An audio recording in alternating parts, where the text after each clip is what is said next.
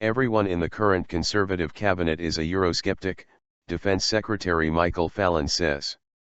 Mr. Fallon said there were no Euro-fanatics around David Cameron's top table, adding that everyone was behind the PM's bid to reform the EU.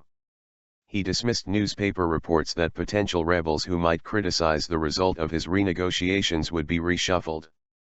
A referendum on the UK's membership of the EU will be held by the end of 2017.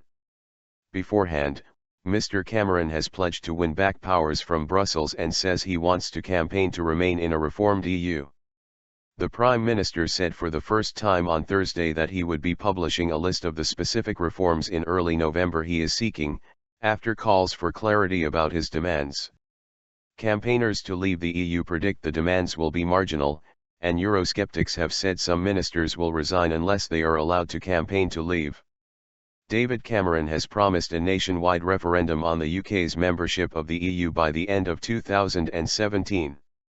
The likely question is, should the United Kingdom remain a member of the European Union or leave the European Union? The Prime Minister has promised to renegotiate the UK's relationship with the EU beforehand, and says he wants the UK to stay in a reformed union. Campaigns have recently been launched on both sides of the argument. The Sunday Times claimed Mr. Cameron was being urged to sack his critics instead, but this was rejected by Mr. Fallon during an appearance on the Andrew Marr Show.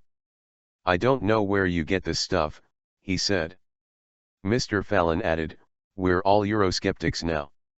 I don't see any Euro-fanatics around the cabinet table. Ministers are all firmly behind the Prime Minister in his attempts to get a better deal," he added. Mr. Fallon said the movement of people and the claiming of welfare would be one of the key areas where we need to see reform. Two to tango.